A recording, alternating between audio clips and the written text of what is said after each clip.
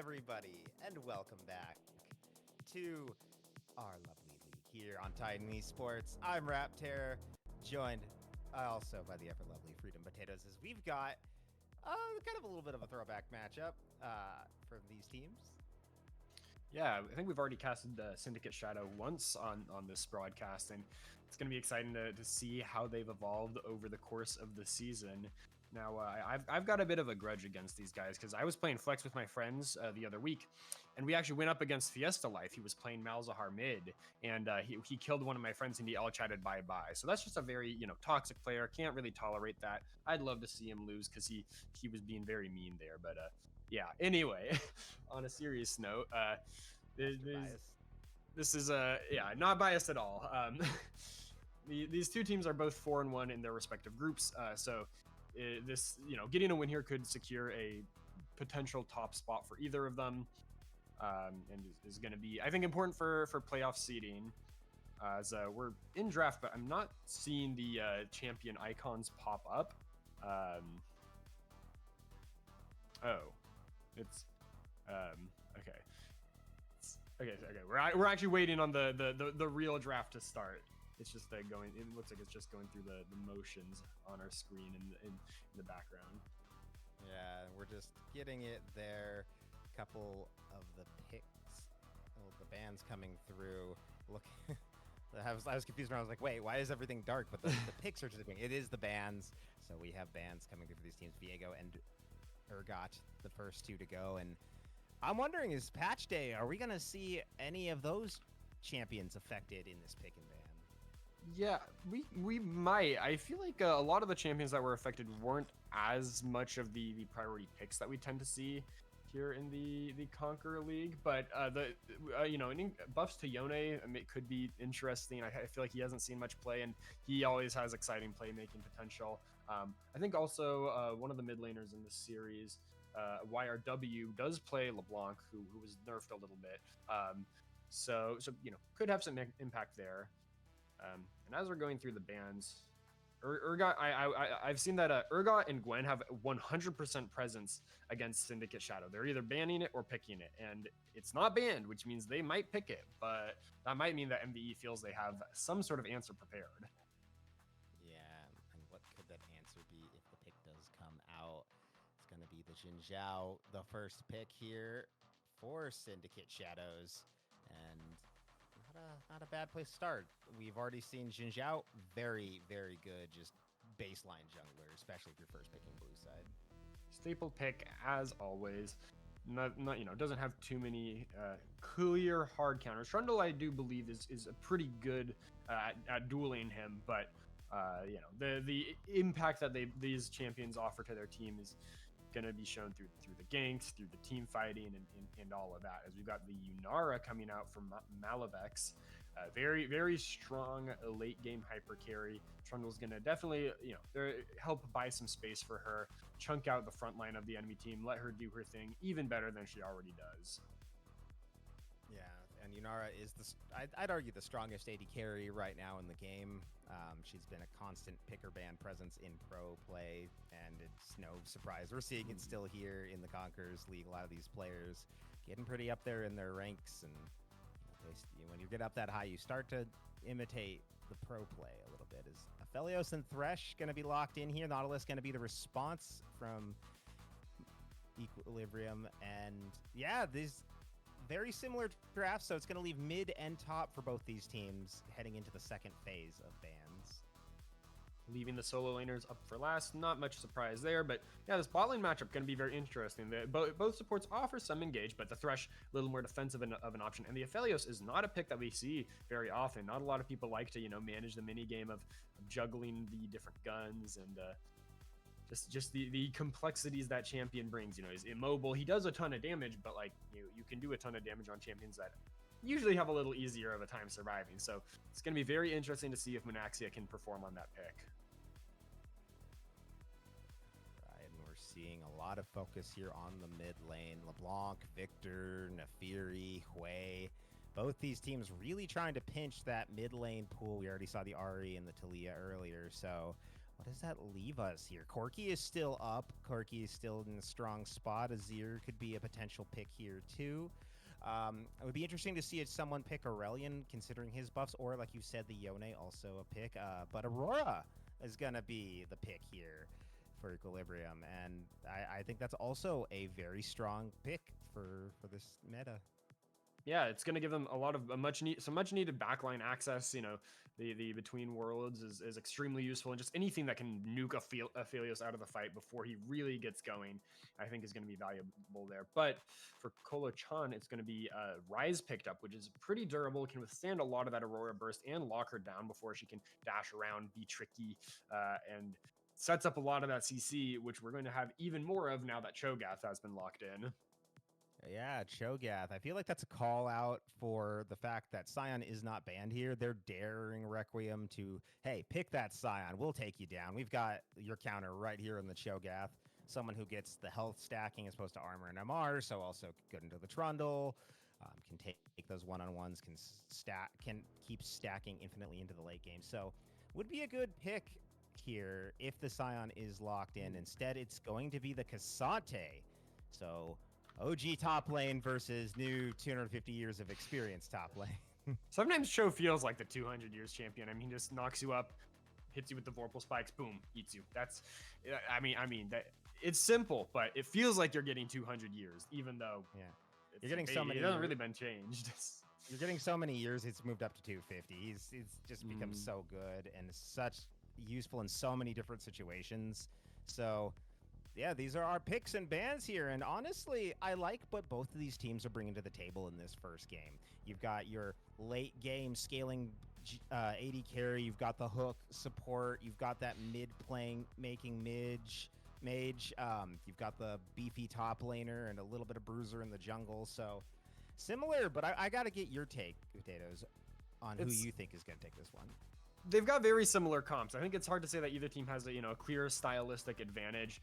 I think the biggest differences that I see are in the support and the mid role, where with the mid lane for MBE, you've got something a little more damage oriented with no CC. The Rise a little bit more CC, and I think having that Rise to set up the hooks from Thresh and the Rupture from Cho'Gath is going to be really big. The other thing that I think is going to make the big difference is specifically Heart's Lantern usage. Now, Thresh is his most played champion. I'd expect to see a lot of expertise on him out of that. But yeah, I think being able to keep Aphelios alive is really going to make or break the game for Syndicate. And so, if Heart is playing the Thresh pretty much perfectly, I think I would give Syndicate the upper hand, because Aphelios is just going to nuke through MVE's front line if he's able to play the game. But if MVE can burst him with, whether it's Cassante isolating him, Nautilus ulting him, Aurora just landing a burst combo to start the fight off, anything like that that can pop Monaxia early on, and it's gonna flip it completely the other way. So I don't think I have a clear favorite composition, because they're so similar stylistically. But I think the bot lane is going to be a major difference maker in this first game. I think that's absolutely the way to look at this, especially when you've got two hook champions. Like that's always gonna be a situation to watch, just because they can always make a play. For me, I think the thing to watch is gonna be in the mid lane. While this is should be a fairly even matchup, I feel. Rise, a lot of his kit, like the runes he relied on, got nerfs this patch. Like pretty heavy too. Like Phase Rush, slow resistance is down from 75 to 50%. Nimbus Cloak got a huge nerf. You saw also some nerfs to Biscuit and a little bit of buff to Triple Time. He's not really taking that. So a lot of these runes that he's relied on, especially in that Arcana tree, are they're gonna be gone. They're not gone, they're weakened significantly. So how will that affect Rise, a champion that has relied so very heavily since that rune came to inception on Phase Rush? And will that negatively impact him in this game?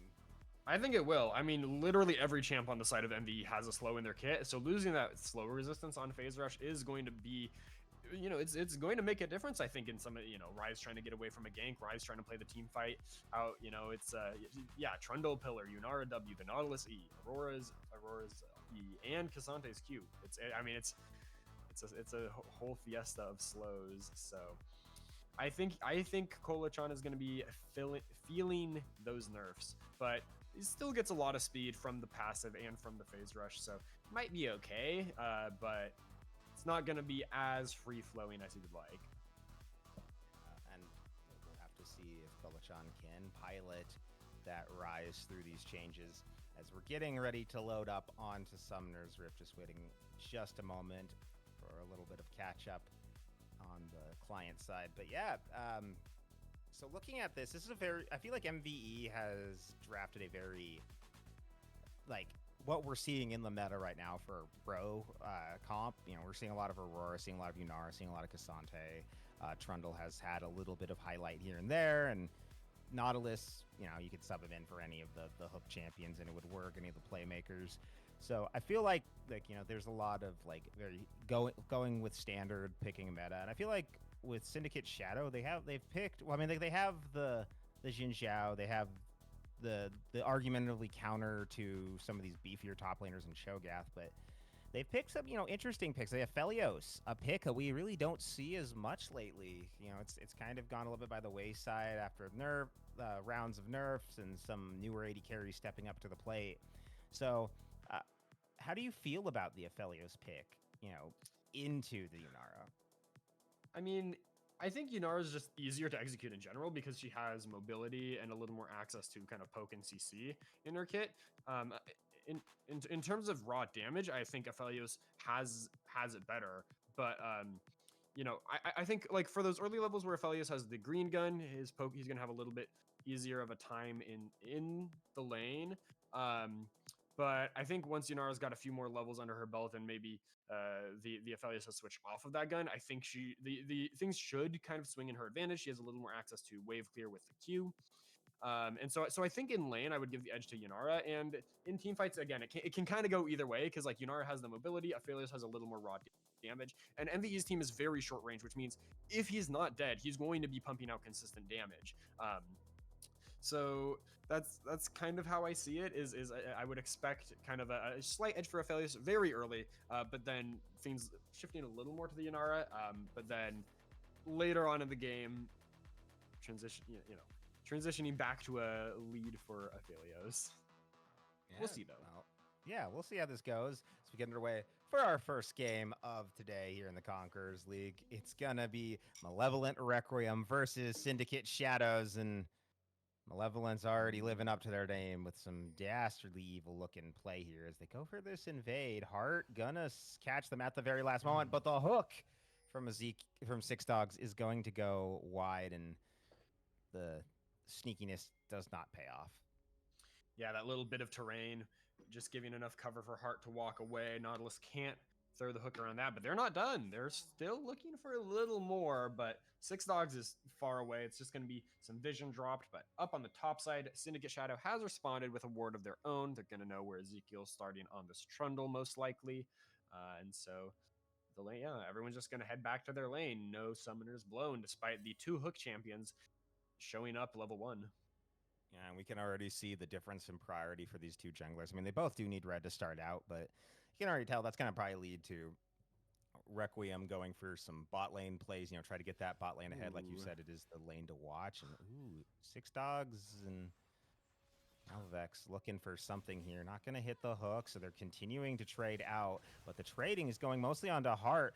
Heart going to be forced to flash out and does get ignited, but a summoner for a summoner, I honestly think I'd give that to Syndicate Shadow because a lot of that damage went on to the AD carry, and honestly, Aphelios is pretty fine.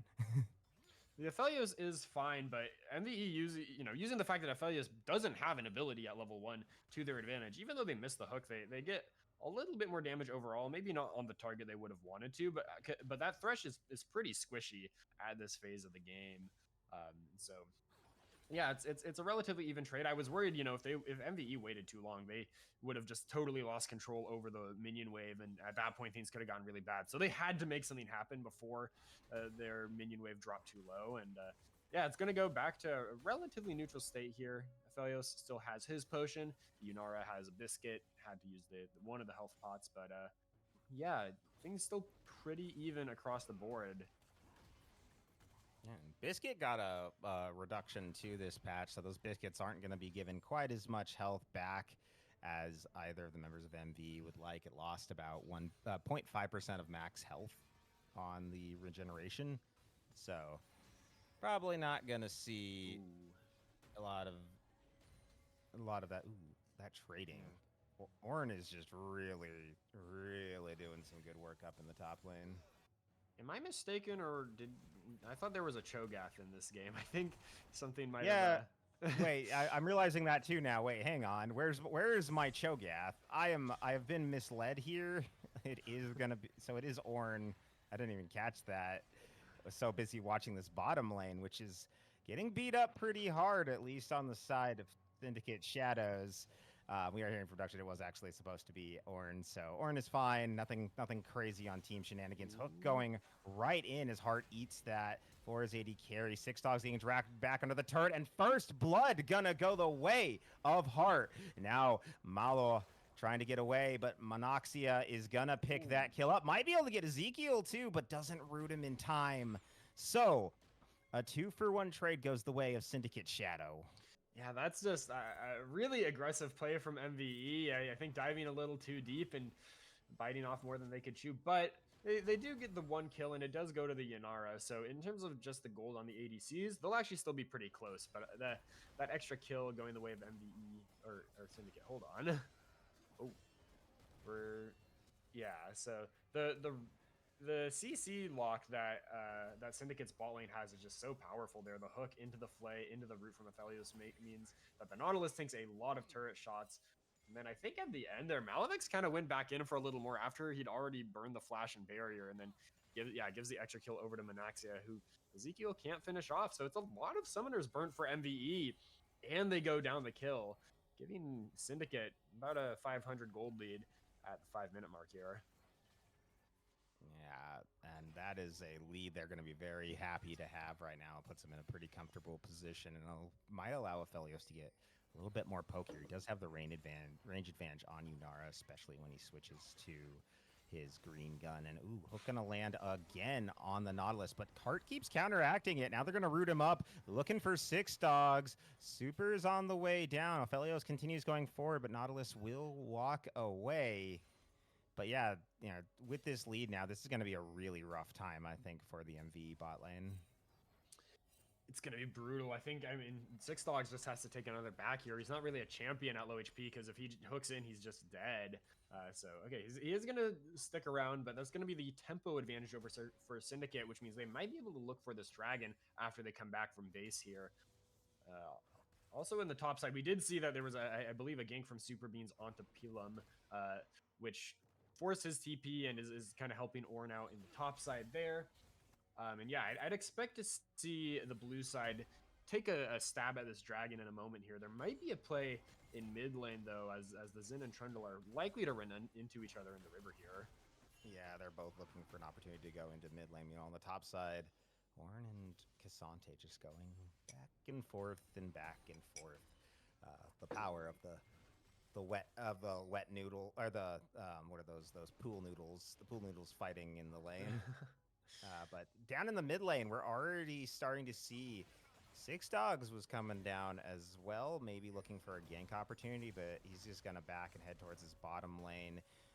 Got Ezekiel invading here onto Super Bean's jungle, but Super Bean's not in the area because he's already down there on the dragon, trying to secure the first neutral objective for his team. Well, the first dragon-based neutral objective. There comes the Ornhorn College of Forge Gods. Gonna be flashed by Cassante, and he'll get on out. But that was looking a little dicey for a moment. Meanwhile, on the bot lane, Malavex is probably not long for this world. Gets flayed back, is about to get hooked in, but they don't even need that hook. Instead, they're just gonna rip him to pieces with autos, and it's gonna be another kill going the way of Syndicate Shadow. Syndicate Shadow just has so much vision over the area. And it's very risky for Malevex to stand up there and try to hit that wave when Dragon has just gone down. And Ezekiel's on the other side of the map too. Now I do like the invade from Ezekiel. I think that's a smart play. You know that your team doesn't really have the priority or just the strength and items to contest the Dragon. So you go for something on the other side. But that's kind of heartbreaking to see the team die when you're trying to get yourself a little bit of an advantage on the other side. So Syndicate out to a very solid start here. 3 kills to 1, and they've got themselves that first strike. We'll see if they're able to grab these grubs as well. It says should be spawning. Yep, there we go. They just spawned. Super Beans not in the area to contest those right now, but I don't think Ezekiel is just going to go start those up either. Yeah, I think it's a little early for that, especially with the Orin around the area. Heart going forward with the flash onto the hook, the Hex Flash that is gonna lock up Six Dogs, who's trying to run away but gets flayed back, forced to flash, trying to get away, but Heart will take him down. Hart is just styling on them with the thresh here. I mean, that was my question going into this game is, will Hart perform? It is his most played champion in this league. And I mean, right now he's showing why. He's at every turn, it's felt like he's had an answer for Six Dogs on the Nautilus, whether that's getting someone else on the team to safety or just countering the Nautilus hook with his own play. So it's been, looking like a very potent pick so far in this game. Very potent pick.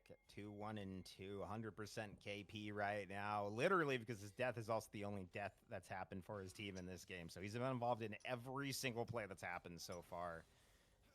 Question is, can they hold this up with a 2K gold lead now for Syndicate Shadows? It might not be for long if Manaxis gets hit right here with that hook. Going to get ignited and forced to flash, but throws the ultimate back. Looking to maybe get a bit of trade. Meanwhile, on the top side, Orn has been found by 2, and it's going to be the Trundle picking up that kill. So MVE gets themselves a little bit of recovery on the board, but they are in a little bit of a rough situation. They are going to start up onto this Herald, but I don't know if they're going to be able to get... Or grubs, sorry, getting onto these grubs, but I think it might cost them their AD carry in the process. He is getting blasted at. They're trying to run away from Malevex. The hook from Six Dogs may keep him alive for just a moment, and he may actually live this entire thing, but it will cost him his support's life, and that's going to be a killing spree for Minoxia.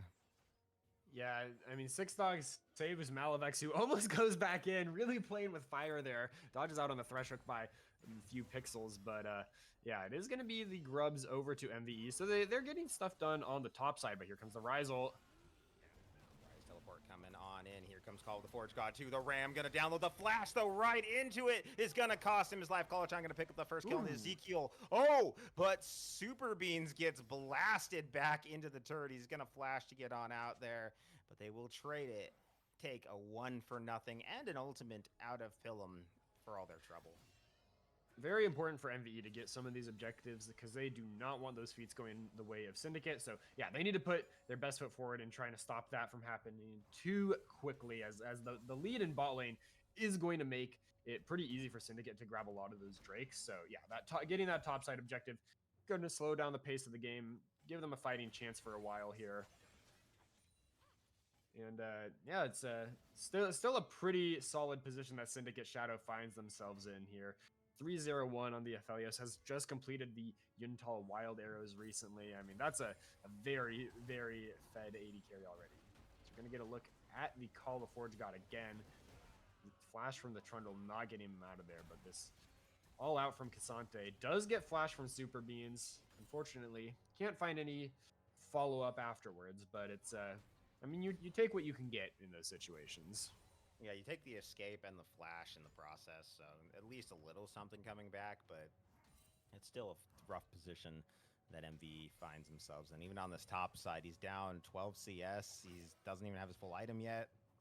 Getting kind of pushed out by the Sunfire's cape on the Ornn, and it's going to be kind of difficult to get through it. All out is good, but it's not the best tank killing one, especially when you're a hard tank like like Ornn. Nautilus, not quite as hard a tank, but still, those hard tanks are a little bit more difficult to get through when they've got a lot of armor and MR. So, yeah. I mean, you've got the Trundle, but... Yeah. Trundle into Ornn is going to get a lot of value here. We thought it was Cho'Gath, but the Ornn is going to get so many stats stolen for Ezekiel. There might be a fight in the river down here. Heart's pretty far up. Yeah, he's been caught by Six Dogs, but the rest of the team standing nearby. Crescent Guard can come out from Super Beans. Aurora using the ultimate. They're going to trade 80 support for jungle, and now they're going to trade another one too. So support jungle for support is a win up for MVE, and their prize is going to be the Cloud Drake, or sorry, Chem Drake, Going to be their first Drake of the game, and starting to get those neutral objectives online. Yeah, and just like that, MVE is really back in it. We can see your Heart trying to clear out the vision, but just playing a little too cocky, way past the team. You know, he can't lantern himself out to safety here. And so, yes, they are able to turn it onto 6 dogs, but that's the very underfed Nautilus that you're killing. It's not really a priority target. Meanwhile, Syndicate Shadow loses their jungler, and that is going to be the Drake over to the side of MVE, who have really come back from a brutal deficit right so far. I mean, they're still down 1,000 gold, but most of that is on the Aphelios. So if the rest of their team is getting ahead, they might be able to grab that shutdown off of Anaxia and you know, show their stuff a little more in this mid game.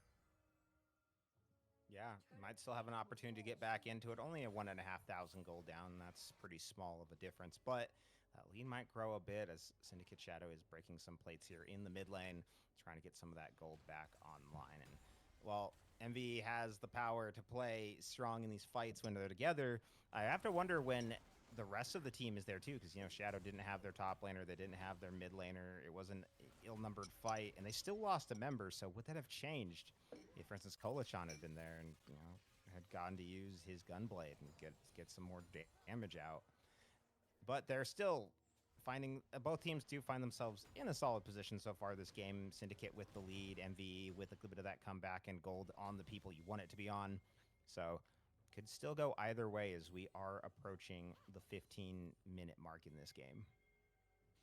So yeah, the Rift Herald should be spawning momentarily here, and that I would expect to be an objective that both teams want, especially MVE. If they can grab that, they'll be on, you know, they'll secure that feats for themselves, or that specific feat for themselves. They're still going to need a tower. Yeah, none of those towers have gone down yet. So it's possible that we see a turret race of sorts, determining that part of the game. And those, you know, feats are I think pretty well correlated with victory in the long run. Obviously, they don't decide everything, but it's a good indicator of who's winning early on, and they give you those permanent stats for the rest of the game. Oh, Herald is up, and we already see the members of MVE moving in that direction. Everyone has been called up to this area to kind of help rotate in case it's needed. Ornn, though, putting some pressure, has been spotted, but he is going to catch them clearing that ward, so he'll be safe and back up fine. And they're not going to start up the Herald. They're actually going to back off now that they've gained vision control of the area, but it's already being cleared out by Syndicate Shadows. Requiem going to have to try to get back here quickly. And on the bottom side, Kolachan is just keeping here, keeping that Aurora locked down there by just putting so much pressure on this lane.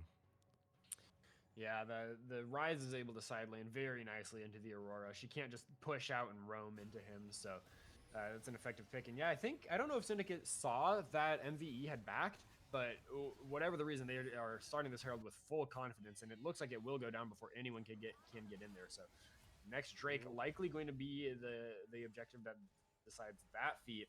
We see YRW take a huge chunk from that Ryze combo, and yeah, MVE gonna move into the bot lane here. Maybe try to make a play happen onto Kolachan here, but looks like he does spot it out. There is that control ward there, and so he is gonna be A-OK. So interesting to see the Storm Surge as the first item for YRW here. Wants to snowball, but there's not a lot of targets that are easy to blow up on the side of MVE, so I do wonder how much value that item is gonna get in the long run. Yeah, especially because he hasn't really been able to get like a strong opening this game into Kolachan. It's just been unable to really find an angle or set up a play for Ezekiel to gank and get like some kills and get this Aurora snowballing. It's been a very difficult time, and if Aurora's not snowballing, I often find that she does struggle a bit more unless you're getting really late into the game.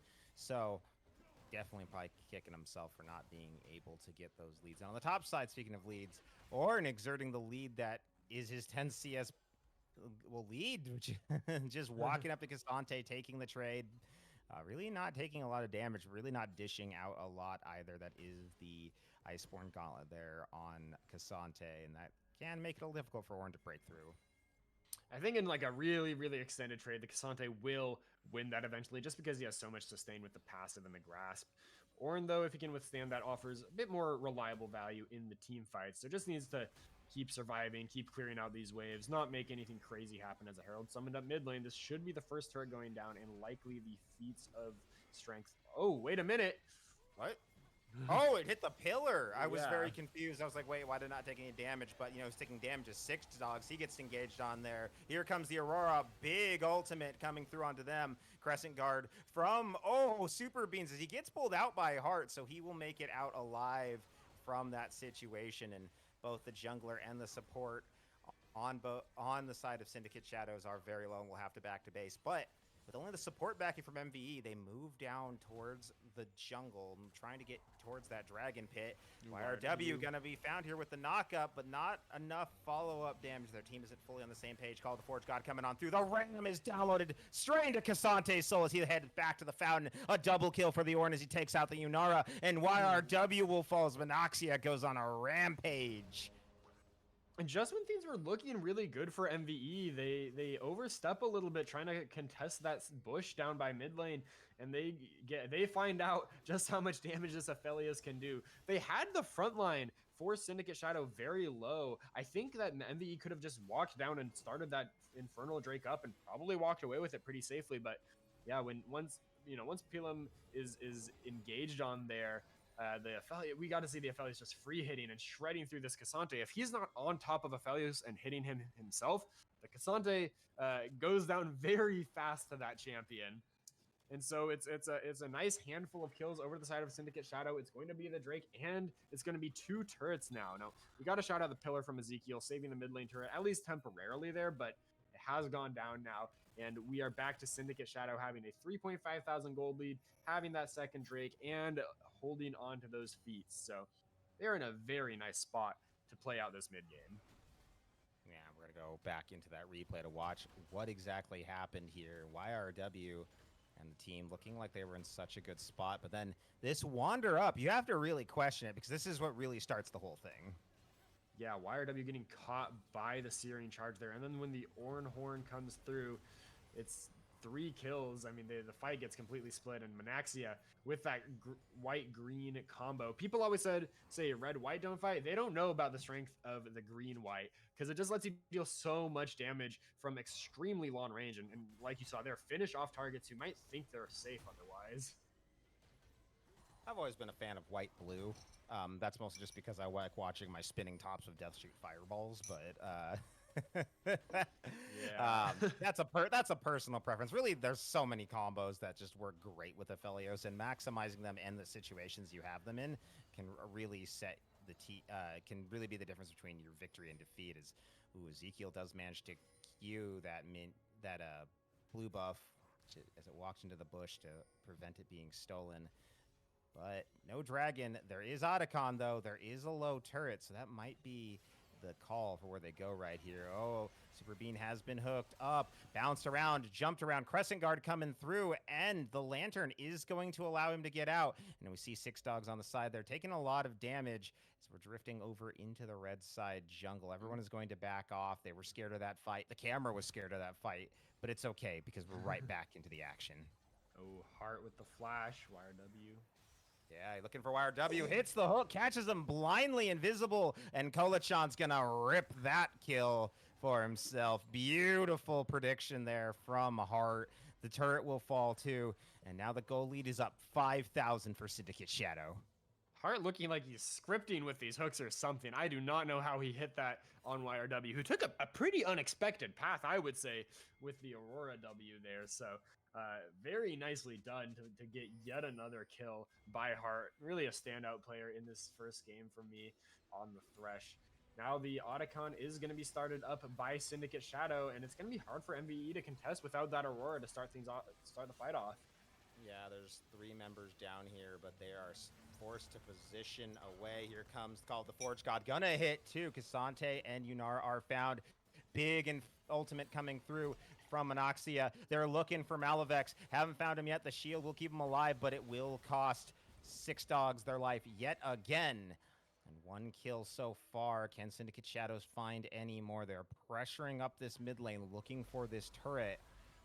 Cassante is here. Ornn's in the area, but do they have it in them to hold this line? I don't really think so. I think they're just going to need to give this up. The hook is going to land. They're trying to keep Cassante here, and now the turret has fallen, so it's time to turn. I think he went all out there. He did, so that ultimate is down. Just trying to get him out. Malavex! The Infernum passive blasts are just huge. Crescent Guard coming through from Super Bean as they go on in. Aurora ult's going to help find him, but they'll trade it for Cassante. And now Nexus Inhibitor turret is falling. They're going to take Thresh down as YRW picks that kill up, but 3 members still stand for Syndicate Shadows. 2 carries and 1 beefy Ornn boy, but they don't want any more. They already got their Inhibitor turret. It's a little too early for the Inhibitor, and they're just going to back on off to safety. It's a nice few kills over to the side of MVE, but as long as those carries are alive for Syndicate Shadow, you cannot do anything. The Rise and Aphelios both sitting at 4-0 just deal so much damage, and they can play off of each other's, damage and CC quite well. If Rise roots someone and Aphelios just walks up and starts hitting, it's lights out. I like that MVE found the kills there, but for the most part, it kind of feels like they just needed to know when to back out. But hold on, speaking of which... Yeah, here comes some more Ram. The flash from Ezekiel comes too early, and he is going to get knocked up, but there's not enough damage yet to really assist in getting him out of there. But that is another summoner spell con for MVE. You can feel a little bit of that desperation as they're looking to make a play. Ezekiel found out there. The teleport coming in from Kolachan with the ultimate will not find anything, just going to delay his back even further. And with only 14 seconds to go till Dragon, he may just have to give this up. YRW has been spotted. They're looking for him. He's going to jump to invisibility and just bounce on out of there with the blast cone. The Dragon is going to get started up. This will be put Syndicate Shadow at Soul Point. And Malevolent Requiem finds themselves staring down the barrel of an infernal soul-empowered Monoxia and Kolachan. You thought that Aphelios passive blast with Infernum was strong as it is against Yunara. Wait until he's also getting infernal explosions on top of it. That is a scary prospect, and MVE are going to need to do something to stop it. They are getting an objective bounty up in the top side with this turret here, using those grubs that they got earlier to gain themselves a little something back, but it's not enough, I don't think. I mean, the gold lead is 5,000, which is something you can come back from, but paired with the those empowered boots with those Ornn augments, I think it's going to be very hard for MVE to play this out, and it's felt like they're just a little desynced at times. I think in that whole sequence that we saw, pick happens onto YRW, then MVE tries to contest the Otacon, and they have to blow their summoners, and then they take the fight in their base. It was a very long sequence where Syndicate was just getting everything they wanted, and MVE, maybe contesting things that they shouldn't have. But they do probably need to contest this Baron if they want to have any hope. It's just that Syndicate Shadow is so far ahead. Are they going to be able to do it for the side of MVE? The vision is controlled pretty thoroughly in the top side. Now, MVE does have that one ward, which was not spotted out, so they might know that Super Beans is here. But, I think he was spotted outside the bush there, but they're just going to go onto the Baron, and, hook. Yeah, hook on to Cassante. Not exactly who they're looking for, but it's a good pick. And we were talking about, like, the gold being this close. The gold doesn't reflect the boots or the Ornn items or any of that passive Dragon Souls. So it's right now a 4,000 gold lead, but given he's got 2 Ornn items done and the boots, you're probably looking more at like a 7 or like a 6 or 7,000 gold lead between these two teams is really what it is. And it's very it's a misleading situation because Syndicate Shadow's power is a little bit hidden under that. Hook's gonna land. Ezekiel's been hooked. The Ram coming through. It's gonna hit 3 there. And the fight is chaotic. Everyone's bouncing around the Aurora, getting so much damage. Kolachan gonna pick up the first kill. The fight onto Nautilus going unstoppable. Everyone really low on the side of Syndicate Shadows. They're gonna lose their jungler, but they lose their mid. A double kill for Kolachan. The hooks from Heart keeping Ornn alive. And now Super Bean has fallen. The only member so far for Syndicate Shadows. Heart just goofing around here with the Cassante and just keeps hooking him after hooking him. Call him a hooker because he's landing all of them right now. Just keeping the Cassante from going anywhere, not allowing him to get into the base with the teleport coming through with Aphelios walking forward. This has to be the game soon. Yunara also got denied the back, so it's just 6Dog trying to hold this Nexus on his own. The teleport coming through from Cassante. Can it be enough? They're trying to get on through. Aphelios will fall. Yunara will trade as well. So it's just Ornn against 4. Can the Ram finish this game? He is so beefy, but he is not doing enough damage to get through it. He's walking forward. He's trying to get those hits off, but it's not enough. And they're only... They managed to hold on to their Nexus, but MVE is sitting on a sliver of health with it right now. Yeah, and Kolachan might just be able to rise ult in there and pop a few autos into that thing. I would not imagine that Nexus is long for this world, but it is some much needed gold that MVE has just picked up. They're still down 5,000, but Baron hasn't been taken. They're still kind of in the game. But it's just a question of whether they can buy time for those Nexus turrets to respawn, whether they can put any sort of resistance up for this Baron or the Infernal Soul that will be spawning relatively soon here. Just 1 minute on that could all either one of those could decide the game. Yeah, not looking so good for MVE here. Yeah, they're in a rough spot. If I was Syndicate Shadow, I would just trade. Just give them the Baron. Just let them have Baron if they go for it, and just go take the soul. Like that's that. Like you just win a fight with the Infernal Soul over Baron. Oh, Yeah, as we're getting a bit of a technical bug here. Okay, we're back. We're back. We're back. I see some pings onto the red side Nexus, and it is going to be the Baron started up by Syndicate Shadow. YRW pretty far away. Will MVE be able to put any sort of resistance up here? There's a really cheeky play they can do where they just rise ult past the enemy team, and they're gonna do it. I think. Oh no, they're looking for YRW. There goes the rise ult. The Ram from Call of the Forge got it coming through the Aurora ult to keep herself alive, teleporting as far away as possible from them. And that was 2 ults burned from the side of Syndicate Shadow. I don't think they're gonna continue the Baron, but you got to think Dragon going to be the next target as it is coming over. I was hoping they'd use that rise ult to just can get the commit from MVE and then just teleport behind them through their jungle and just walk to the Nexus and win the game. I feel like they could have done that. I think they could have backed in time, but they're just going to take the threat. So yeah, the Syndicate has pretty thorough control over most of these paths through river, through the jungle. But right now, both teams are just showing presence in mid lane, trying to get control over that. And Flash hook's gonna miss from Heart, but he'll get hooked right back by Six Dog. The battle is off as YRW picks up the kill onto Heart. Now Orange is trying to buy some space for his carries. Here comes Super. They're gonna grab 1. They're gonna grab 2. A double kill going the way of Aphelios. Can they find more? YRW forced to back on off. So has Malevolent. And this just might be the end of the game. They don't even need the Infernal Soul. They're just gonna end it with a flat push into the base. Triple Dragon. Here comes another Ornhorn. That cooldown solo. Malevolent getting knocked up. Kolachan gonna pick up the Trundle, and that will be the end of it. He'll end it this game godlike 20-10 as Syndicate Shadows takes game number 1. Syndicate Shadow with a really good showing in this first game. I especially like the look out of their bot lane. Monoxia and Heart setting themselves up for success from the get-go. Dominating the game completely as they fell. As we saw in that last fight, the Infernum was just dealing damage to people on the other side of the screen through the team. That AoE so potent.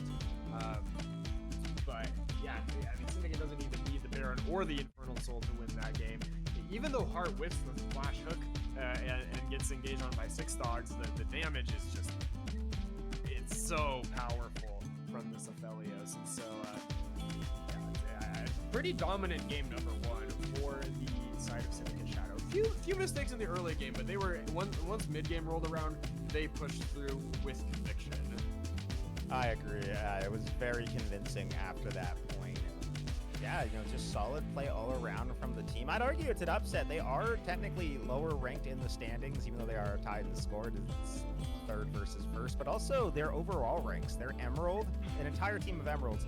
We have 3 members on the side of MVE who are Diamond, and they're still just making it look easy despite the tougher competition. And I think that shows, one, that they were prepared, at least for this first game. They had an idea in mind, they had a plan they wanted to execute, and they got everything they wanted and executed it perfectly. This is what they needed to do. Little fun here and there. We saw them try to do that 2-man push into the Nexus, but it's still it just looks so clean, and there's still more to play. MVE can still come back in this, but it's definitely a good look. When you beat the number 1 team in a game like that, that's a very good place to be at as a team. I'd agree. Yeah, very important place to be. Very strong showing. We'll see if Syndicate can keep that momentum rolling into game number 2. But yeah, I think especially for the bot lane, we didn't shout out yet the content piece from Prophet of Tears this week because we got into game so quick. But it's Prophet predicted a 2-1 in favor of Syndicate and really put a lot of emphasis on this bot lane matchup. So far, things have been flipped. Syndicate with a really strong showing out of bot lane in particular, but also a strong showing just in general. So MVE, if they're going to follow through on that prediction, they're going to need to win both of these next games back to back. Yeah, can they make the comeback? Will this be a 2-1, or will Prophet be revealed a heretic because he'll get it wrong? Will this be a 2-0 for the side of Syndicate Shadows? We'll find out when game number 2 comes back with the draft right after this.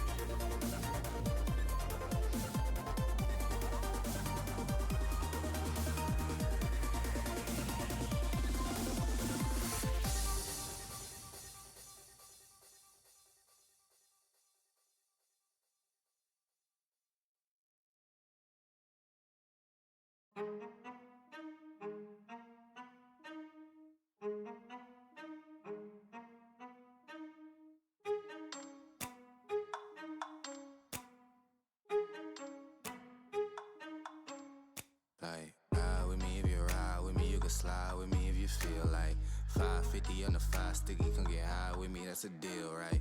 Ride with me if you ride with me, you can slide with me if you feel like 550 on the 5 sticky, come get high with me, that's a deal, right? That's a deal, right? That's a bet, right? That's a bet, right? That's a deal, right? That's a deal, right? That's a bet, right? That's a deal, right? That's a deal, right? That's a bet, right? That's a deal, right? That's a deal, right? Ayy, coming down like precipitation. I ain't ain't never met a limitation. Hate plotting my elimination. Gotta go to Google for the information. I'm a superstar, so I gotta shine. Top dollar be the bottom line. Bottom feeding niggas out of line. Turn your heart rate to a dotted line. Yeah, my zodiac probably dollar sign. Got the energy to win it, my nigga, I'm feeling great. Got a date with destiny, focusing on my fate. I don't give a fuck what you rapping, you been a fake. I'm everything that they ain't, it can't be, it won't be. Wanna see me fall, I can't go, I won't leave. Coming from the block with plain clothes and police. Straight up to the top with bankrolls and rollies. Ride with me if you ride with me, you can slide with me if you feel like 550 on the 5 sticky, come get high with me, that's a deal, right? Ride with me if you ride with me, you can slide with me if you feel like 550 on the 5 sticky, come get high with me, that's a deal, right? That's a deal, right? That's a bet, right? That's a bet, right? That's a deal, right? That's a deal, right? That's a bet, right? That's a deal, right? That's a deal, right? That's a bet, right? That's a deal, right? That's a deal, right? Ay, 12 can't really stop shit, so I'm still pushing like a mosh pit. Ice dripping, think I'm hot shit. In a yellow bucket with the mop stick. I've been jugging jams like wholesale. Everything must go sell. Hitting bitches with the oh well. Need 100 million. Hello, everybody, and welcome back to the Conquerors League. Game number 2, MVE versus TES. And we just watched Syndicate Shadows smash Malevolent Requiem in game number 1 after a little bit of a back and forth start, but it just took off from there. Off of an insane Aphelios game, honestly.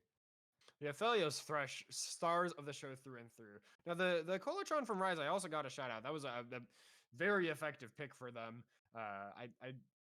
For most of the game, it was deathless. I might have missed one at the end there, but another really solid performance that we've got a shout out from the side of Syndicate Shadow. Now, a lot of these comfort picks are going to be off the table now, which could switch up how game 2 plays off. Of course, we got the Fearless draft, always something that we've got to factor in because I think Thresh for Heart was a really big factor in that first game, and if he's off that pick, we'll see if it looks as effortless as it did for Syndicate Shadow in game number 1.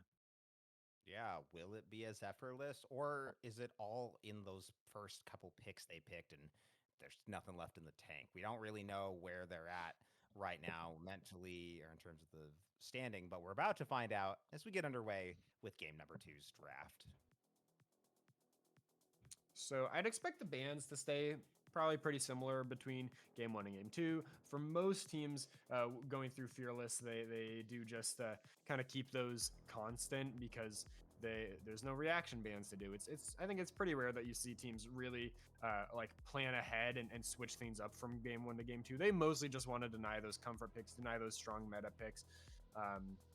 So that's I think we're seeing so far pretty similar bans. The teams have also swapped sides, so Syndicate Shadow on the red side now, and the E going to have that blue side first pick. And the question for me is, what are they going to use that first pick for? Because if you go blue side, you better get some value out of it.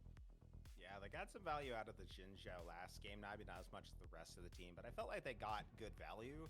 Now the question is, what is that going to be? A lot of mid lane bans thrown here. There's a jungle ban as well with that Wukong and the Viego.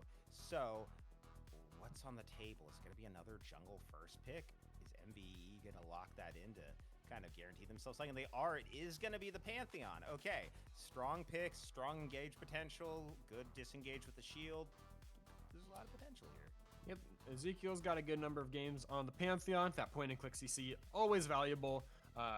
It's going to be answered with the Gwen. And I was saying before, this is a champion that has basically never been let through for Syndicate Shadow. It's always picked or banned, which says a lot about how highly they value this.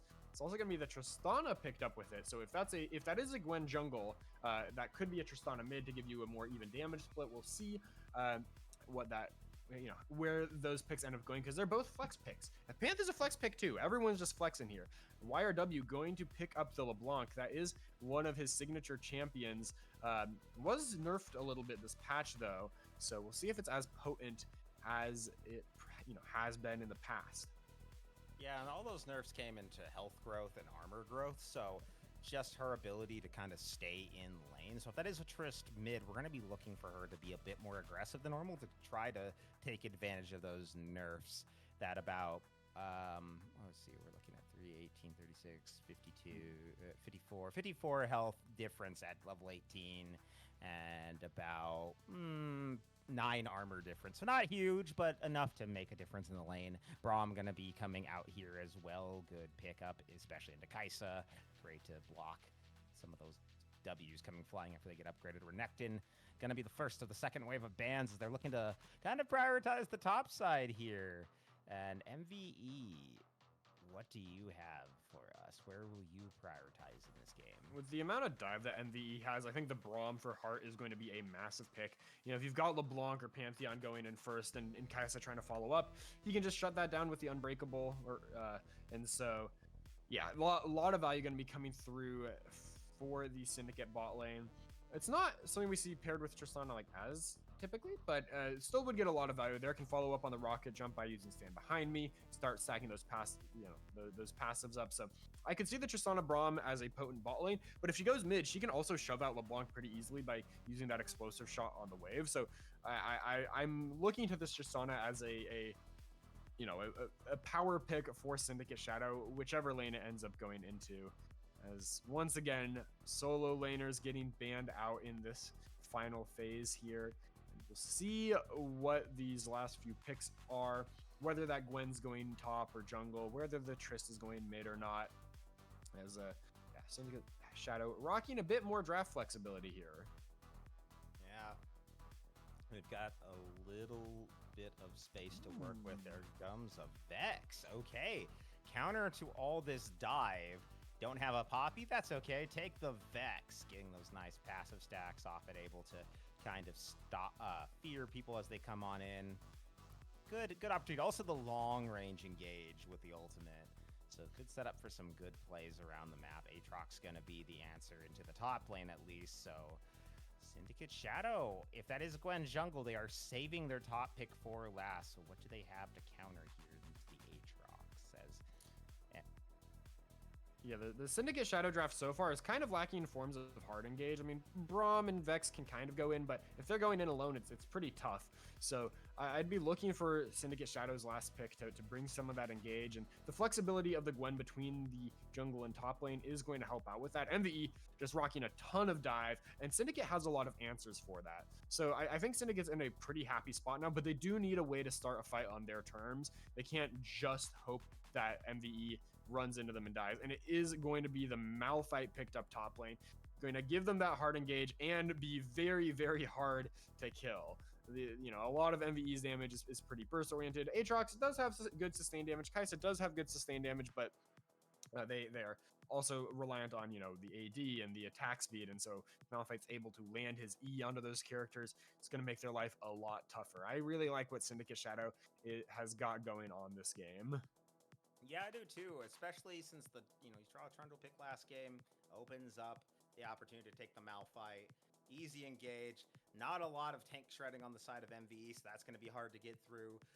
Sets up really well for follow-up with Braum and Gwen and Vex. I agree. I think Syndicate Shadows, they've built something really solid here. MVE's is not bad. It's just I feel like they're going to have a hard time the later this game goes on. Yeah, I agree with that. I mean, I think MVE still has a ton of playmaking potential. In a vacuum, I think MVE's comp is really strong. I just think that the Braum and the Vex are both great answers into what they've got going on. But I think if MVE can kind of, create some chaos in the early game, send LeBlanc and Pantheon roaming around as a duo, get some early kills, maybe set the enemy bot lane behind, they should be able to run away with things a little more easily than the draft that they had last time. And so I will be interested to see who gets off to a good start in this game, because I think MVE really needs to seize control going into the mid game. They have a lot of team fight potential. They don't necessarily have like free lanes though, so it's that might be tough for them to set up. Like I'd expect Syndicate's bot lane to get a lot of push with the Tristana, which should make setting up Drakes easier for them. I think, Aatrox might struggle into Malphite, and the Vex is also a pretty solid counter into LeBlanc. So I don't necessarily see like obvious avenues for MVE to get ahead, but Pantheon is always a champion that can throw a wrench into that kind of thing. So will their plans work out? Will Syndicate Shadow be able to have a rock-solid game number 2 and take this series in a clean sweep? Or will MVE start the comeback here off the back of this heavy dive composition? We're going to find out as we get underway. Game number 3. Oh, sorry, game number 2. Sorry, we're jumping a whole game here on the Rift. We're just loading in just a moment. I mean, I get up to go to the bathroom and they've already completed a whole game number 2. I mean, that's crazy. You know, I get you. But oh, you missed the Teemo pentakill and the Yuumi pentakill that game. Absurd. That sounds like a dream game. Yeah, so I'd love to see some more Teemo picks. I honestly think he can do some work in these kind of games. You know, when you're dealing with dive comps and you can just set up vision to counteract it. But I want to see more. I want to see more Senna, but only when Brendan's here because I know Brendan hates Senna. I see. Okay, so yeah, we should be into game shortly, but yeah, any other thoughts on how you'd expect this game to play out? I'm expecting it to be a MVE favored early game until level 6, and if they don't have a big lead by level 6, it is going to get rough for them because they're not going to have they're just the tools from Syndicate. The ultimates are just going to be way too much for them to deal with. The ultimates from MVE, I feel like they just aren't as game warping as the ones Syndicate has. It's just so much AoE, so much burst. MVE's got movement and shields and like nothing that's like a nuke ability. Like they're not gonna nuke a target with the ultimate. Maybe LeBlanc comboing will, but the rest of them, it's just kind of about repositioning and maneuverability. And when you're locked up and knocked up by a Malphite, followed by Vex, followed by Braum, you don't really get to use that sort of mobility. My eyes are on the kind of the LeBlanc Pantheon. I think those are the two that do have a very solid level 6 power spike. If YRW can kind of like, you know, roam to a side lane as Pantheon ults in, those champions have enough lockdown to really overpower even the strong defense that Syndicate Shadows comp has. And so my eyes will be on Ezekiel and YRW to get MVE in the lead. And then kind of the Kaisa as like sort of a pseudo late game insurance policy, but Syndicate just outranges with the Vex and the Tristana. So I think they're going to have a much easier time if the game does go late. It's really going to be a question of if MVE can snowball. I think if the game just plays out, if MVE isn't finding plays, you know, if the game just like goes very like standard slow paced, I would expect Syndicate Shadow to find the win here. I'm curious to see what kind of build Kola-chan goes for on the Vex here, because traditionally Vex is, you know, kind of built as like a diver, going for a little bit more of the burst. But a build I've been really liking on Vex that I saw some people talking about online was going for more of a ability haste heavy build where you're kind of getting, you know, a low cooldown on your passive, a low cooldown on your shield, and you're able to act as almost like a pseudo tank, where you're getting as much CC off as you can and kind of staying alive for a lot longer in these fights. So if you go in, it's not a death sentence. Rather, you're kind of trying to stay in the mix for a while. I don't know if that tech has become widespread necessarily, but it is an option that exists. And I think would get a lot of value into the burst heavy comp that MVE has. So yeah, I want to see what that looks like. But it'll be a while till those items are completed. We are in a game now, and it's going to be a little less hectic than the first game's level 1. It's just going to be a little bit of vision dropped. No one going for any invades here. Not really, anyway.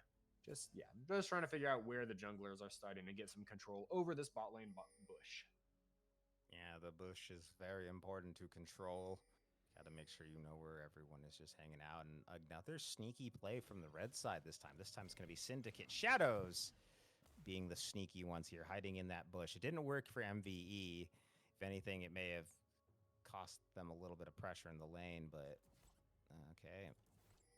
Noxia just gonna walk out of it. We've seen this, we've seen the support just standing in that bush in a lot of these games, but in my opinion, you want to be hitting the wave early. You want to be trying to get control over the wave, hit level 2 before your opponents do. You know, Tristana pushes quite quickly as, already we can see the value of this Vex pick into LeBlanc. You can just use the W there to fear her. Or well, I guess it's the passive that fears really the doom and gloom. But yeah, anytime she tries to use the W, because that's so much of LeBlanc's damage, you can interrupt it and keep yourself safe. So it's a very potent counter pick in the mid lane there. Yeah, Vex is just very, very powerful into LeBlanc, and the fact that she gets her mobility early means that it's even easier for Vex to get the passive going, to get those plays working, and to counter her mobility. But the rest of the map still pretty even. A little bit of trading here in the top side. This is going to be Comet Malphite. So, are we looking at AP here? Is this going to be still tank Malphite? I'd expect it to still be tank. Comet just lets Malphite grab Mana Flow Band alongside that Doran's Ring to help his mana sustain in the early game. Because Aatrox has, some inbuilt sustain of his own and tends to win the extended trades, Malphite just wants to throw Q, throw the pizza at him and run away. As Super Beans is getting jumped on here. Nothing's going to come from it. But yeah, I think it just makes the laning phase way easier for Malphite if he can go Comet. And he's still going to be very, very tanky once he gets some items in. So he's not going to be missing too much that health that, something like the Grasp would give him. Yeah, that Grasp would be a little bit more effective, I think, just to get him that health. But he's winning in the poke war. The Malphite is. So I would say that's working out, starting that Doran's Ring being very helpful. And I just look at him kind of trading back. Oh, but here's the downside. Here. Yeah, the level 4 from Aatrox could mean this is the siding, but Super Bean and Ezekiel are going at it too right now here. What's more powerful, a bunch of rapid firing spears or a bunch of clippy little scissors? It looks like the scissors went out here. Ezekiel is forced back, so is YRW. Skolachon is beating him up in that solo. Already got the little passive out of the LeBlanc. So where will they go from here? A lot of heavy trading in the mid lane. Still pretty even in the CS across most of these lanes. Fiesta Life does have a bit of an edge on the Malphite, and Super Beans has actually quite a lead on the Gwen. It looks to be an invade play collapse here. Yeah, they're trying to get in onto Super Bean, who's all alone and is going to get picked up, but the kill goes the way of 6 dogs. And that's just going to be how MV is going to have to start this game out. Not exactly where you want the kill to go onto the Rakan instead of, the LeBlanc would love to be able to snowball. The Pantheon would love to be able to snowball, but I'm a believer in support snowballing. Getting an early kill means you get that locket or that redemption a little quicker, and that can swing a fight potentially. So don't count the supports out too hard, as going to go back to business as usual. We do have the first Drake spawning here in a couple seconds, and wow, these top laners are really heavy trading here. Fiesta Life not going to fall for the Q3 there, though. Yeah, really just pushing things to their limit here. If that last Q had landed, that might have been the death of Malphite. But he does manage to live here. Ooh, does get hit by the second Q here. Will he get hit by the third? He does. Ooh, wait a minute. And now he's getting beat up. The hook, though, is going to be broken, so he's not going to get tethered back. And I think he's going to clear that. He's 6. He's going to back up. He has teleport. Play could be made if they decide to go for something here. Yeah, Fiesta Life had hit that level 6 before that trade. I think he could have won the fight just off of the unstoppable force, but instead, Pelum takes the engage while they're both still level 5, wins out on the trade, and now Fiesta Life's going to have to TP back in. Pelum should be able to get the back off and just match a TP in here, but yeah, it's now that Bramble Vest has been completed on the side of Fiesta Life, the 1v1 is going to be much harder for this Aatrox, and he's gotten his recall canceled here, so he has to collect this wave under turret and make sure he doesn't get poked low enough for that unstoppable force to kill him. Yeah, this is a rough spot to find yourself in as a top laner when you don't get to get that back and your opponent does. Now it's got the Thorn Mail, so you can't even really try to force him out too. You're just forced to take the back, forced to let your minions die under the turret, and forced to burn that TP to get back up there. Sure, your opponent has as well, but theirs will be up much quicker than yours. So 11 minutes into this game, we could start seeing a big play coming out from the side of Syndicate Shadow with that TP. Otherwise, though, the team working on the Dragon currently. 6 dogs found here is he went walking forward, Heart going in on him, and now Ezekiel turning as well, looking to get onto Heart, but he is exhausted, and now they've turned it around. Super Bean going forward here, but they're kind of kiting this around there. Vex isn't quite here yet, and Super Bean's taking a lot of damage. So has Heart. Kolachan all alone, forced to flash to get away. But it can poke back, so they are off the dragon, but they could still maybe find something, especially with Ezekiel getting solo there. Ezekiel very low on the Pantheon. I don't think anyone's going to get this dragon, but I think that is a winning play overall for MVE. They collapse onto Kolachan and get the flash out of this Vex and the exhaust out of Braum, which means if they go back onto this objective, they should have a little bit of an easier time here. Ooh, Six Dogs looks like, yeah, it looks like there will be a short pause as Six Dogs is already back DC'd in. now. Yep, already reconnected. We'll see if that does get one of those little silly pauses. There's the pause. It should unfreeze in just a moment. Yep, it's a little spectator bug. Even if the pause is short, there's always a little aftershock as we get back into things. But yeah, we'll see if MVE feels confident enough to start this Drake up. It looks like Ezekiel's going to try to hit level 6 up on the top side. Super Beans is still in the area because he has his bot camps coming up first. And that could give Syndicate Shadow a window to look for this Drake. It depends kind of on whether they spot out this Pantheon on the top side or not.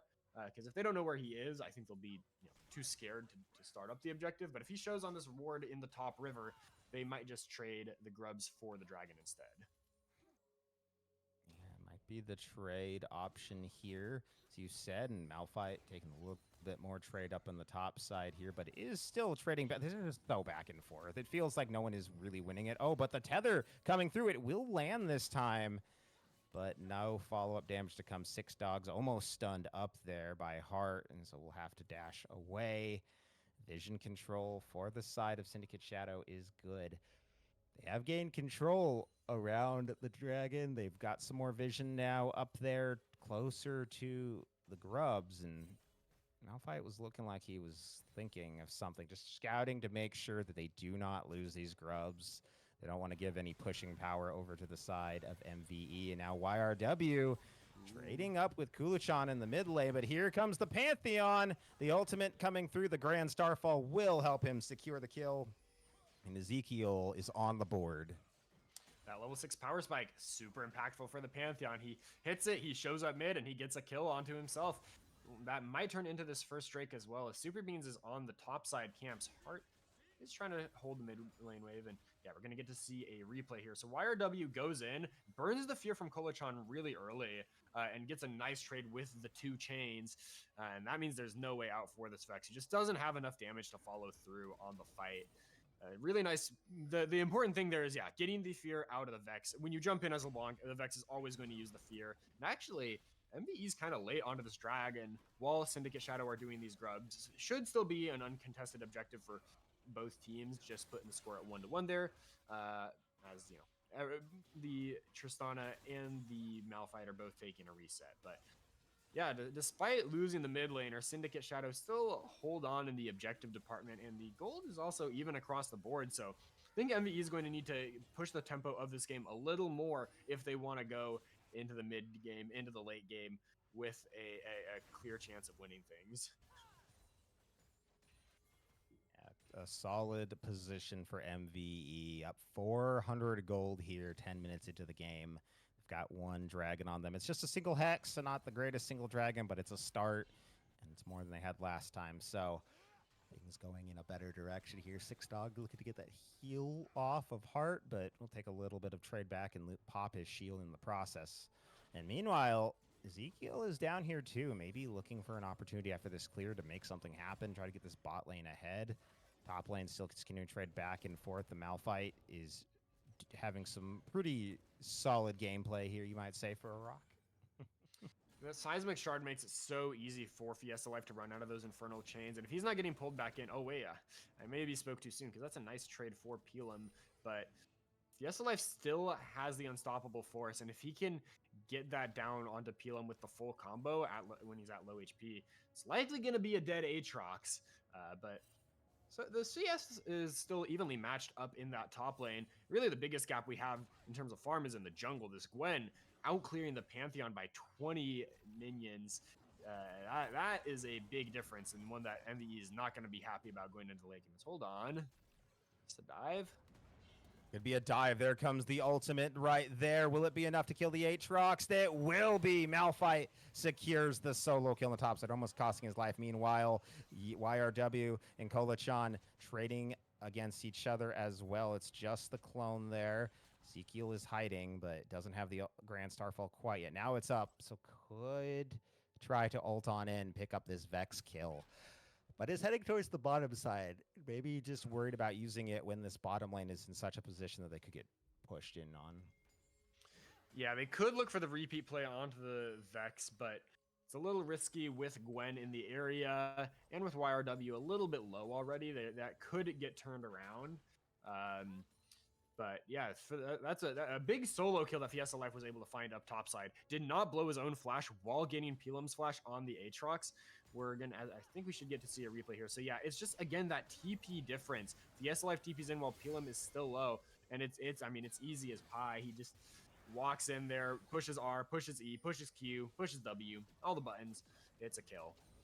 So yeah, I think just a little bit of greed on both recalls really from this Aatrox, who's gonna pop the ult and go in now.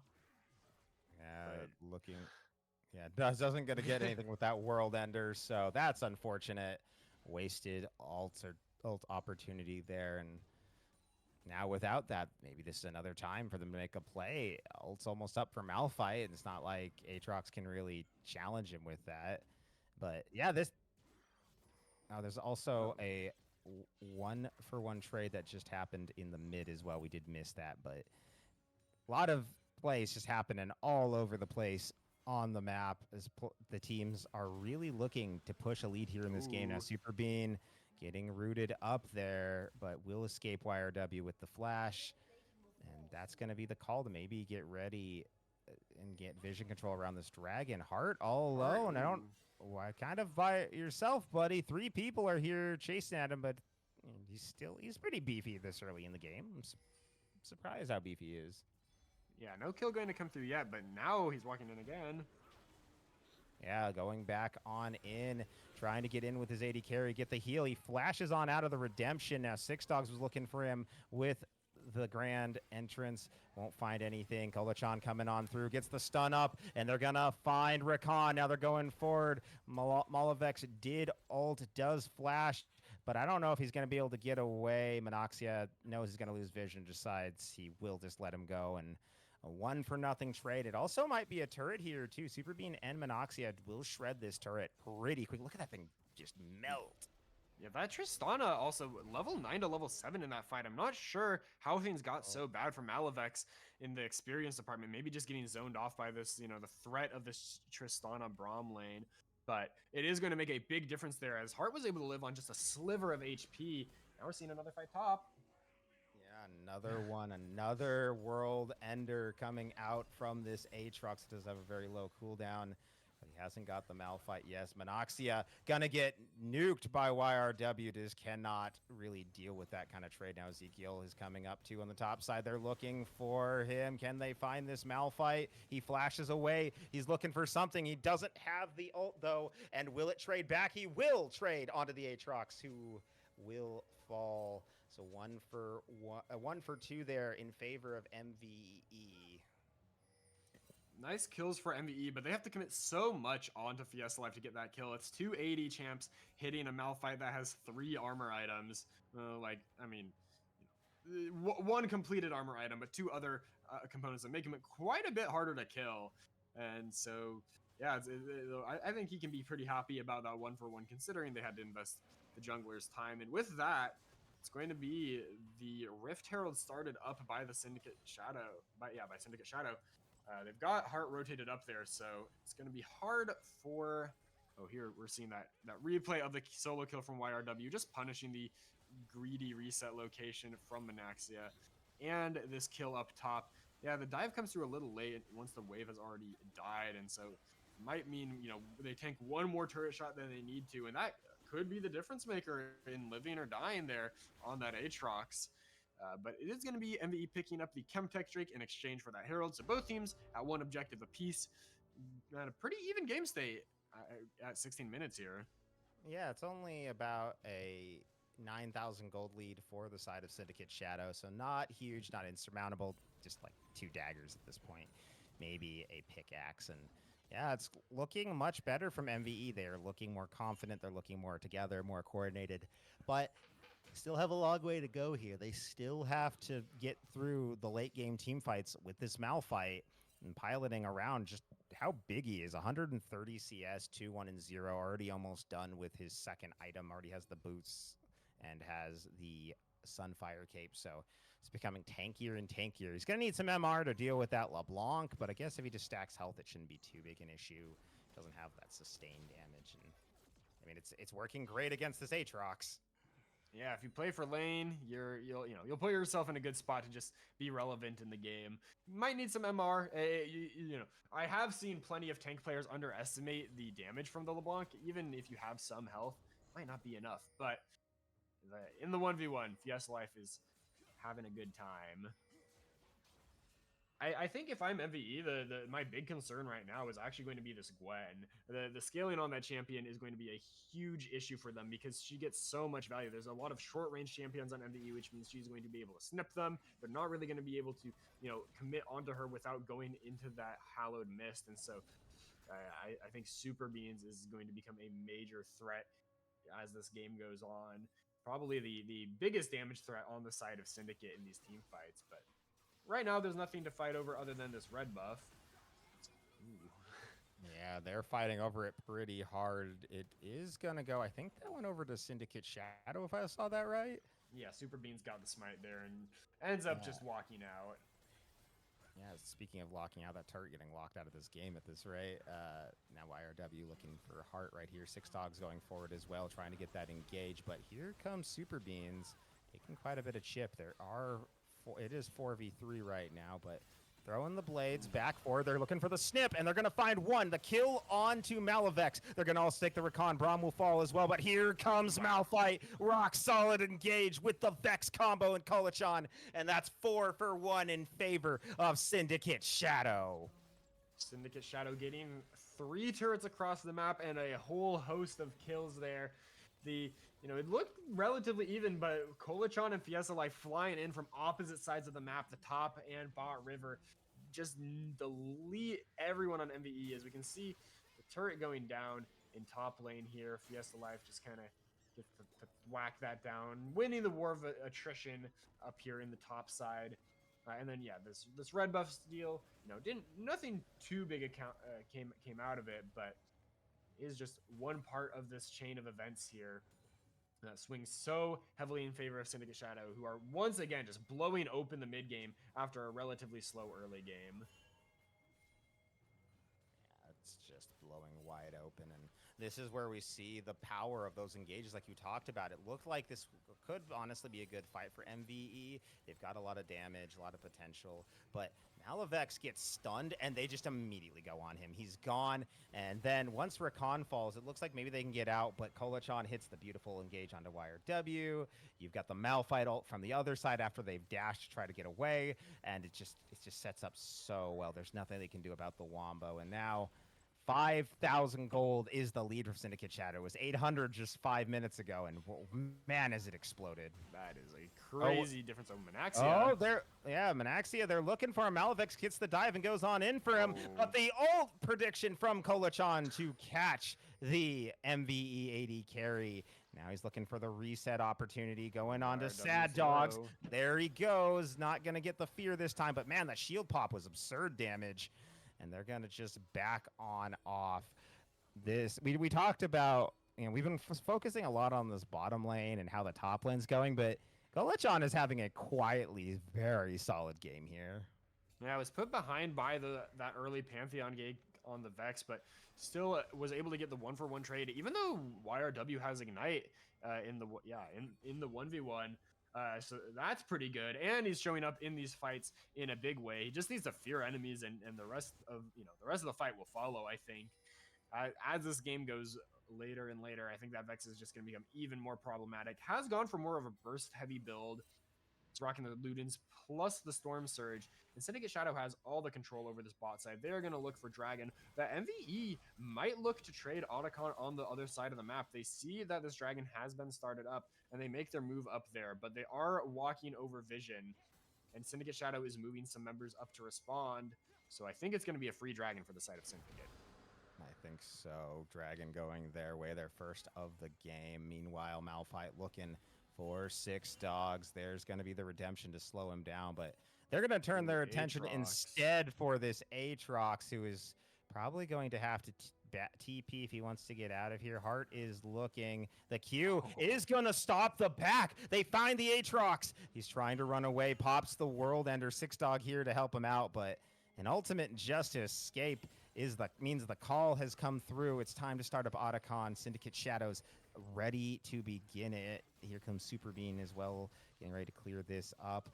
Members of MVE are rotating up. They know this is going on. They're looking for an opportunity to maybe go in. YRW is found, though. There is so much vision controlling the area. Malphite also just exerting so much pressure. Manaxia is getting dangerously low, and the Malphite forced to ult.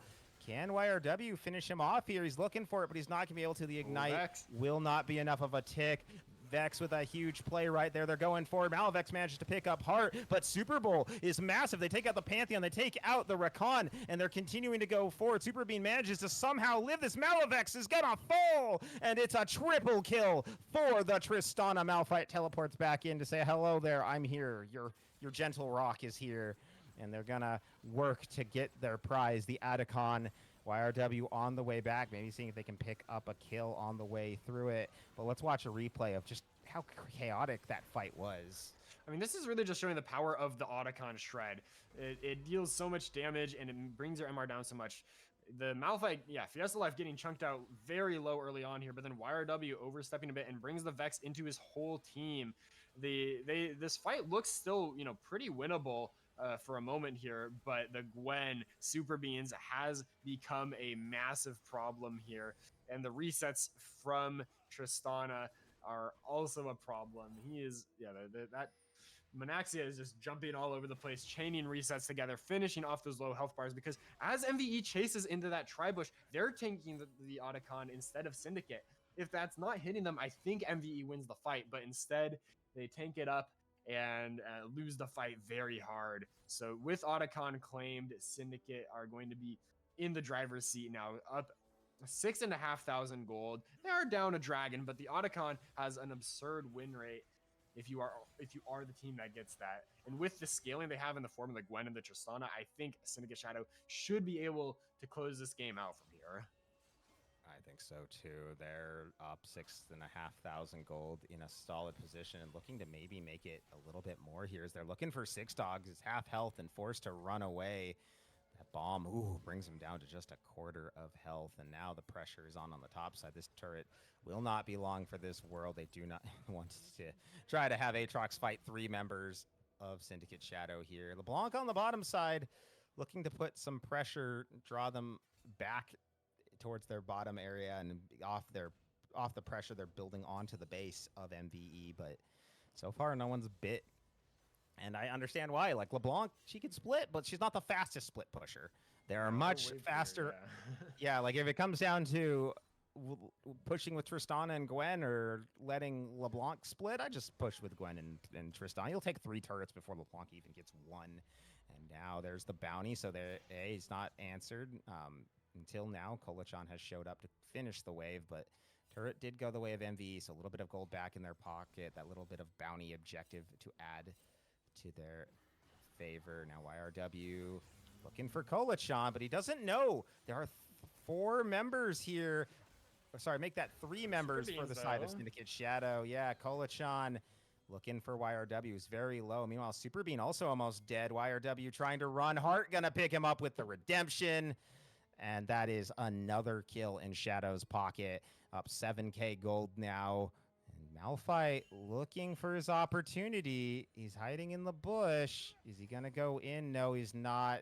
Only person here is Tristana, so not really a good setup for them. But there's the engage onto the Pantheon. Shield coming through. Ezekiel looking for Manaxia. Forced to flash over the wall. The grand entrance did not provide much. Now World Ender coming over as well. Manaxia gonna go over and find the Rampage, just barely escaping with his life. And now Aatrox looking for the reset on World Ender with this kill onto Hart, who is still living, still running, but he will finally fall. Not in time, though, for the World Ender to come back through. Now Malphite on the run.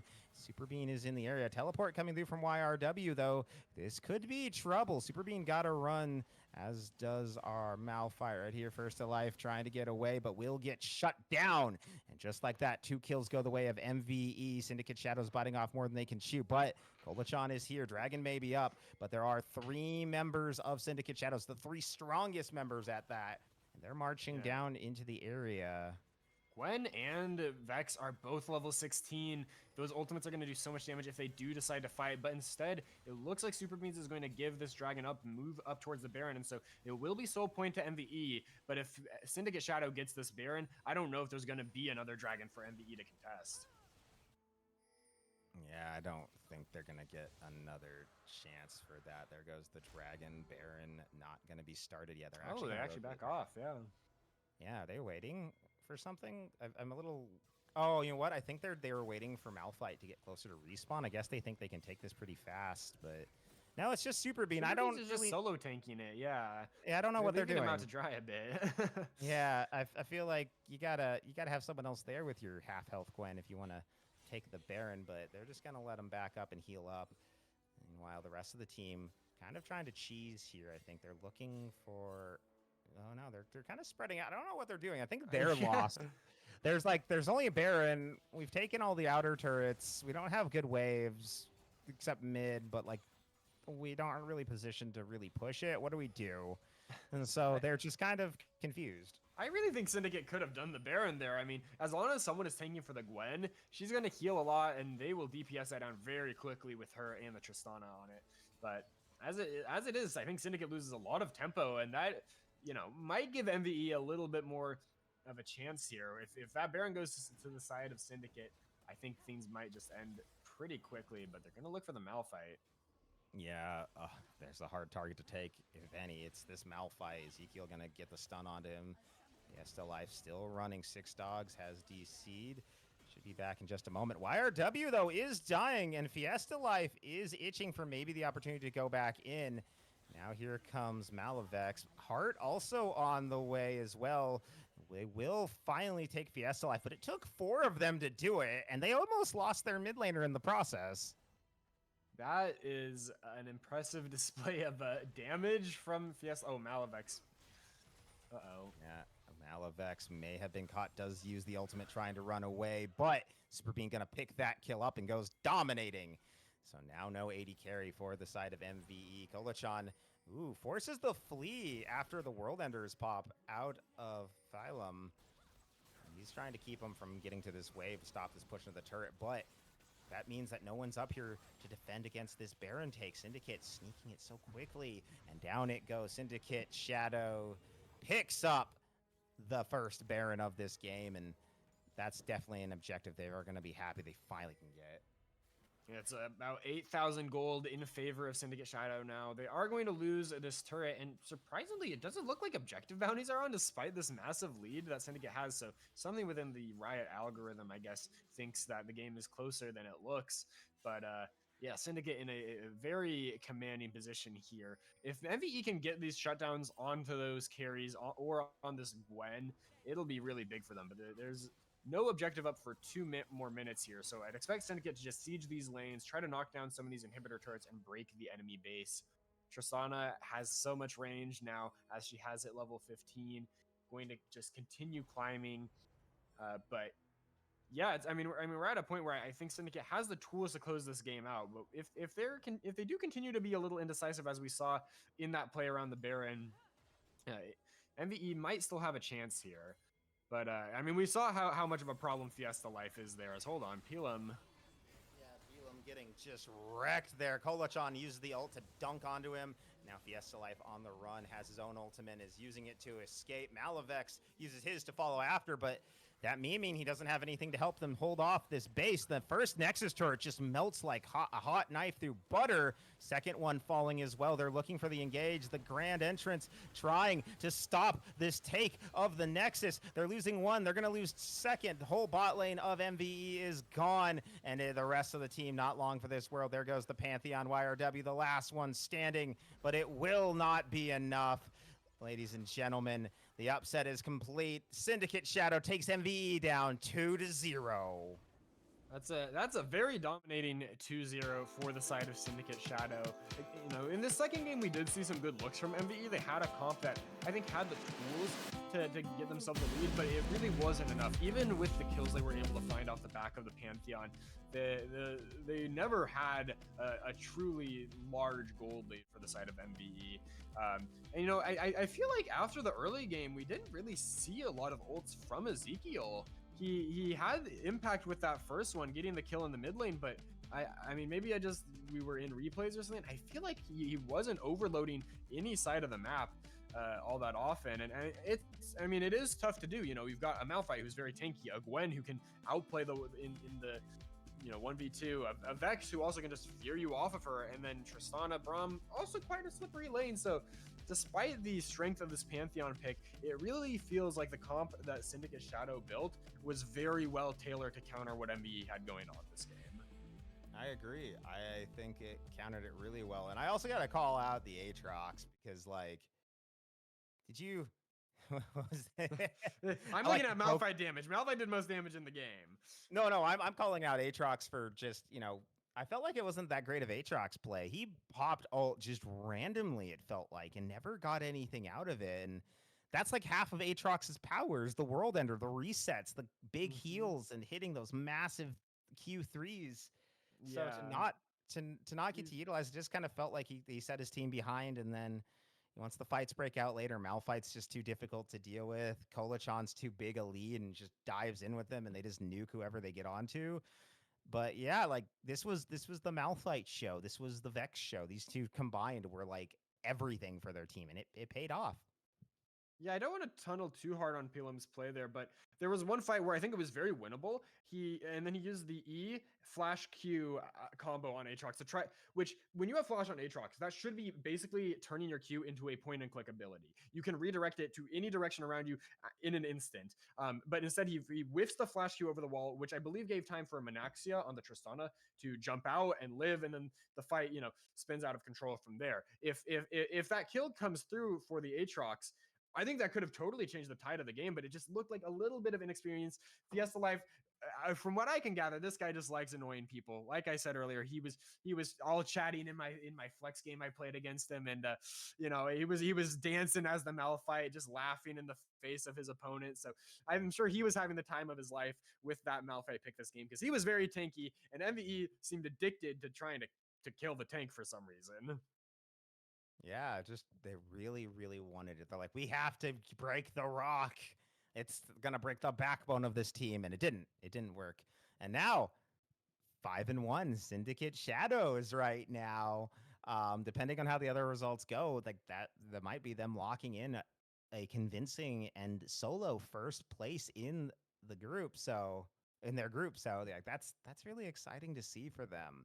MVE still, like, they've got a little bit of learning to do, but they showed a lot of potential, especially, we did see that some of those plays YRW is trying to get, and Ezekiel, like you said, had that nice ult in the early game, but he needs to work on utilizing them a bit more later.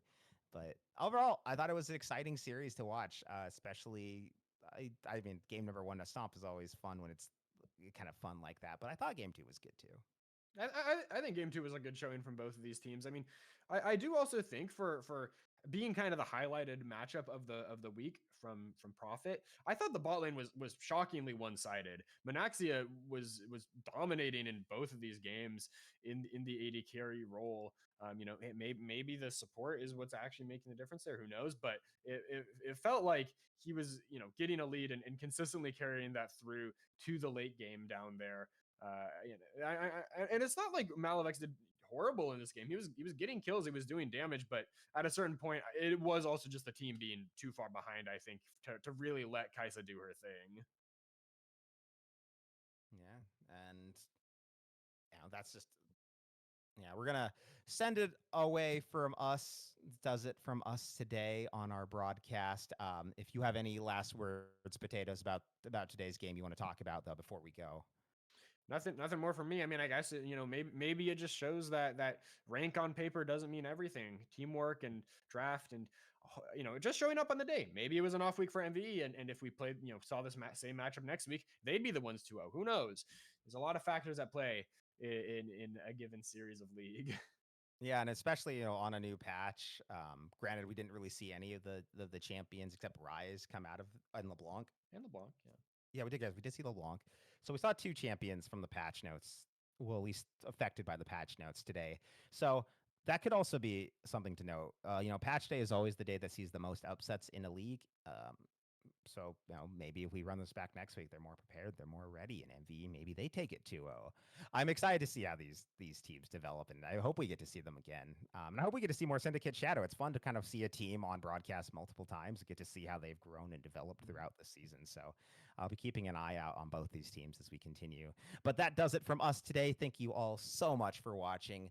We'll be back next week with more Conquerors League action. So stay tuned here for more of that and the other Titan esports leagues and all the fun, because we've got more coming your way. Till next time.